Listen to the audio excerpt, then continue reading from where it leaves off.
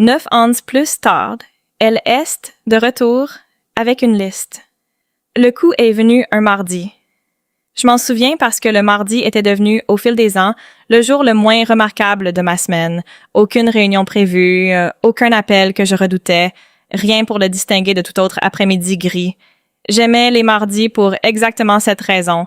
Ils ne m'ont rien demandé. Alors quand le coup est venu, brutal et délibéré, 3 fois, j'ai failli ne pas me lever. Je pensais que c'était une livraison. Ça ne l'était pas. Elle se tenait de l'autre côté de la porte dans un manteau que je ne reconnaissais pas, les cheveux plus gris que dans mon souvenir, les mains jointes devant elle, comme si elle attendait d'être appelée dans un bureau. Pendant un instant, aucun de nous n'a rien dit. 9 ans, c'est long pour se préparer à une peine et d'une manière ou d'une autre, je n'en avais toujours pas une de prête. « Tu as l'air bien », dit-elle finalement, comme si on s'était parlé le mois dernier. Comme s'il n'y avait pas eu une décennie de silence assis entre nous comme une porte verrouillée à laquelle aucun de nous n'avait pris la peine de frapper jusqu'à présent. « Maman », j'ai dit. C'est sorti plus plat que prévu, pas froid, juste sans pratique. Je n'avais pas dit le mot à haute voix depuis des années. Puis j'entrais, je veux te dire que j'ai dit non. Je veux vous dire que j'ai eu la clarté juste là dans l'embrasure de la porte, de la fermer doucement et de retourner à mon mardi ordinaire. Mais il y a un type particulier de curiosité qui vient de voir quelqu'un qui vous a façonné puis vous a jeté debout sur le pas de votre porte. Et je n'ai jamais été aussi fort contre cela que j'aimerais le croire. Alors je me suis écartée et elle est entrée chez moi comme si elle y avait pleinement droit. Comme elle avait l'habitude d'entrer dans chaque pièce, comme si elle possédait l'air qu'elle y respirait. Elle était assise à la table de ma cuisine. Ma table de cuisine dans mon appartement, payée par un travail que j'avais entièrement construit sans elle, et elle était assise là, passant ses doigts le long du bord comme si elle l'évaluait. « C'est bien, dit-elle. Vous avez bien fait pour vous-même. » Je l'ai fait. J'ai vu l'article. À propos de l'acquisition, ton nom était partout pendant une semaine. Je n'ai rien dit. J'ai laissé le silence s'étirer, le même silence dans lequel elle avait été autrefois si à l'aise de me laisser. J'ai toujours su que tu atterrirais sur tes pieds.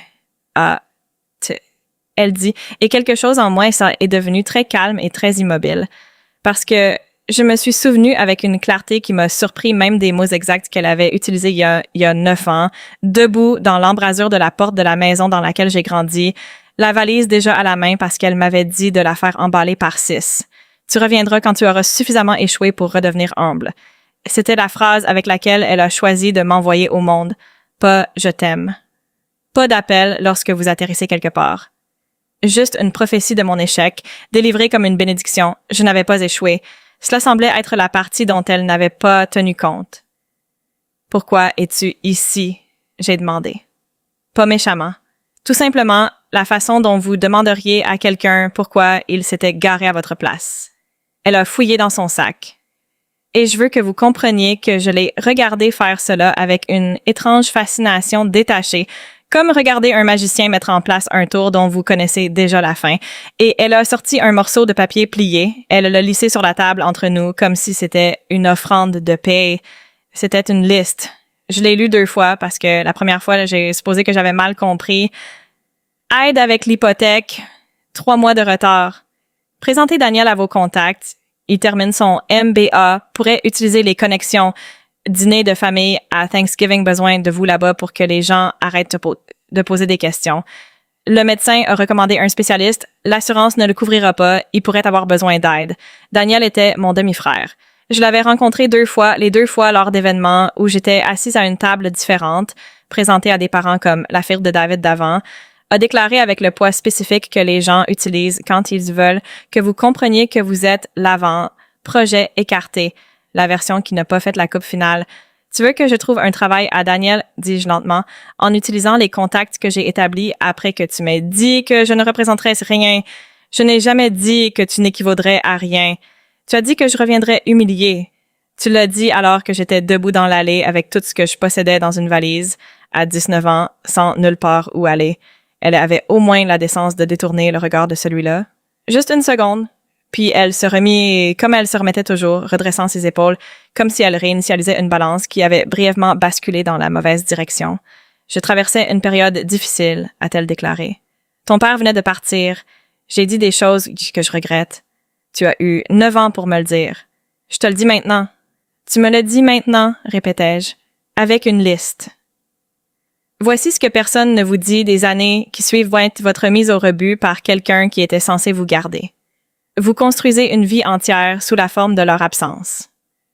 Avec chaque choix que j'ai fait dans la vingtaine avait sa voix en dessous, non pas comme une inspiration, mais comme un mur vers lequel je courais à toute vitesse, voulant vraiment y mettre une fissure.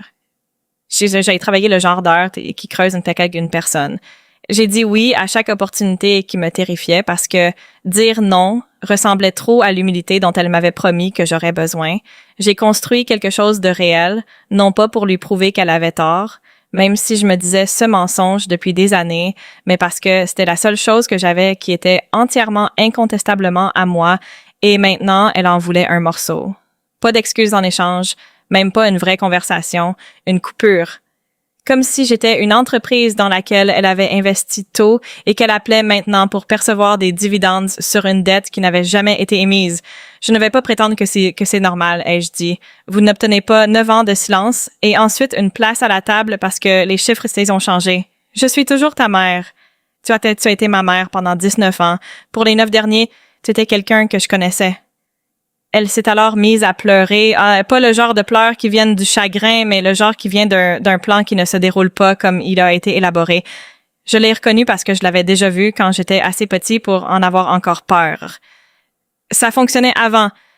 Cela me faisait m'excuser pour des choses que je n'avais pas faites, aplanir les choses, porter le poids de ses sentiments sur les miens parce que cela avait toujours été mon travail dans cette maison.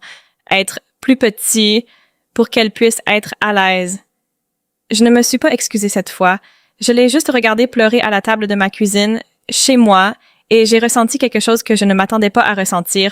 Pas le triomphe, pas la forte justification que j'aurais pu imaginer à 19 ans. Juste une sorte de clarté fatiguée, comme se réveiller d'une fièvre, et se rendre compte depuis combien de temps vous étiez réellement malade. Je ne te donne pas d'argent, dis-je, une fois qu'elle s'était calmée. Je n'appelle personne pour Daniel. Et je ne serai pas à Thanksgiving parce que ça ne m'intéresse pas de jouer une famille pour des gens qui n'ont jamais demandé où j'étais réellement allée. Alors c'est ça, 9 ans, et tu vas juste, tu m'as renié un mardi après-midi et tu n'as pas appelé pendant 9 ans. J'ai aussi le droit de désavouer une demande. Un mardi après-midi, j'ai appris ça de quelque part. Et elle est partie sans la liste. Et ça, je sais pas si elle l'a oublié ou l'a laissé exprès. Une dernière tentative de levier, un morceau de papier avec lequel elle espérait que je me sentirais assez coupable pour la chasser dans le couloir. Je ne l'ai pas fait. Je l'ai plié une fois, puis à nouveau, et je l'ai mis dans le tiroir où je garde des choses que je ne suis pas prêt à jeter, mais que je n'ai aucune intention d'utiliser, de vieilles photographies, une carte d'anniversaire d'un ami qui est parti maintenant, les débris d'une vie qui insiste pour être conservée même après qu'elle cesse d'être utile. Ma tante a appelé 2 jours plus tard. Elle dit que tu as été cruel avec elle, a-t-elle dit, d'une voix prudente que les gens utilisent lorsqu'ils veulent que vous sachiez qu'ils relaient pas qu'ils accusent. J'ai été honnête avec elle, ai-je dit. Je comprends que ceux-ci peuvent se ressembler de loin. C'est ta mère. Elle l'était, ai-je dit. Pendant 19 ans, elle l'a été, dans tous les sens qui comptent. Et puis, elle ne l'était pas, pour 9 autres. Je ne suis pas obligée de faire la moyenne de ces chiffres en pardon simplement parce que la seconde moitié ici est devenue plus difficile pour elle. Ma tante n'a pas eu de réponse à cela, ou peut-être qu'elle l'a fait et savait mieux que de le dire. Nous avons parlé d'autres choses, son jardin, le mariage de ma cousine, des choses ordinaires qui n'exigeaient ni l'un ni l'autre de nous de porter la culpabilité de quelqu'un d'autre.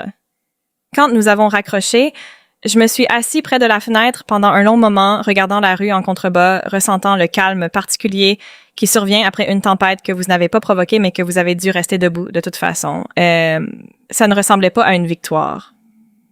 La victoire implique une guerre, et je n'étais pas intéressée à en mener une. C'était comme quelque chose de plus stable que cela, comme fermer une porte qui se balançait sur ses gonds depuis 9 ans, non pas avec colère, mais avec le mouvement silencieux et délibéré de quelqu'un qui a finalement décidé que le courant d'air qui la traversait ne valait plus la peine d'être vécu avec plus. J'ai fait du thé. Je me suis assis à la table où se trouvait la liste. Et pour la première fois depuis le coup de poing de ce mardi, le silence dans mon appartement me ressemblait à nouveau. Pas quelque chose qui m'était imposé, pas quelque chose que j'endurais, mais quelque chose que j'avais choisi et que je pouvais continuer à choisir aussi longtemps que j'en avais besoin.